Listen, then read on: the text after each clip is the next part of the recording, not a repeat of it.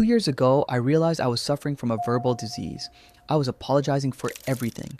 If someone bumped into me on the street, I said sorry. If I asked a waiter for water, I said sorry. If I took too long to reply to a text, I wrote a paragraph explaining why. I thought I was being polite. But actually, I was training the world to treat me like a doormat. Here is the cold truth psychology teaches us. Human interactions are based on status.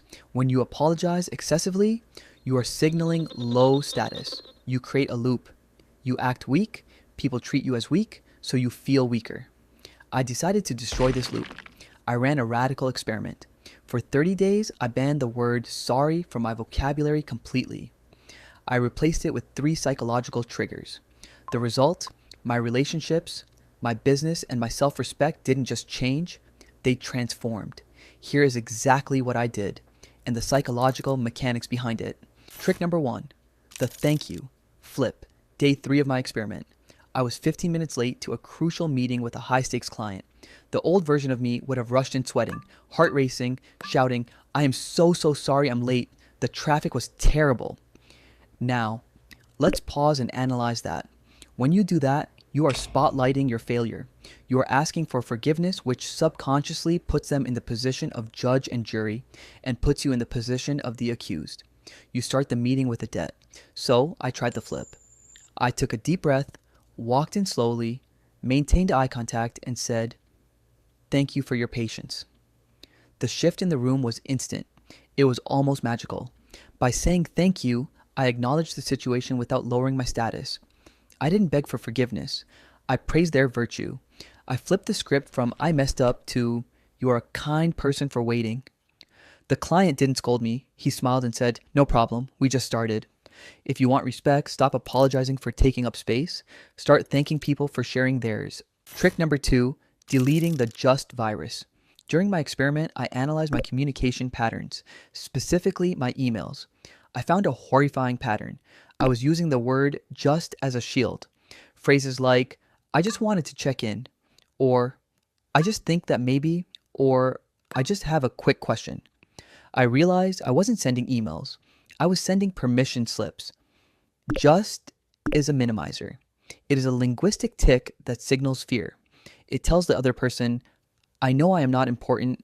Please don't be mad at me for consuming your time." It makes you sound guilty before you've even done anything wrong. So I instituted a zero tolerance policy. I deleted just from every message for a month. Instead of "I just want to check on the project," I wrote "Update me on the project status." Instead of "I just think we should change this," I wrote "We need to change this." It felt terrifying at first. I thought I sounded rude or aggressive, but do you know what actually happened? Response rates doubled. People replied faster. They stopped ignoring my messages. Why? Because directness is not rudeness. Directness is confidence. People follow those who know what they want. If you want authority, stop minimizing your own voice. Trick number 3, the weaponized pause. This was the hardest one to master, but it is the most powerful tool in your arsenal. In the second week, someone tried to undermine me in a group conversation. They made a sarcastic joke about my work in front of everyone. My instinct, and probably yours too, is to react immediately. We laugh nervously to ease the tension, or we start explaining ourselves to prove them wrong. We rush to fill the silence because silence feels dangerous. But during the experiment, I did the opposite. I looked him dead in the eye, and I said absolutely nothing. I held the silence for 3 full seconds. 1, 2, 3. The silence became heavy. It became uncomfortable. But here's the secret. The person who speaks first in that silence loses. He stopped laughing. He looked down. He started stuttering, saying things like, I didn't mean it like that." Silence is a vacuum. Insecure people rush to fill it with words. Confident people are comfortable in it. By not reacting, you show that their opinion does not affect your emotional state. You hold the frame. You win without saying a single word. After 30 days of this experiment, I didn't just sound different. I was different. I realized that respect isn't something people give you because you are nice.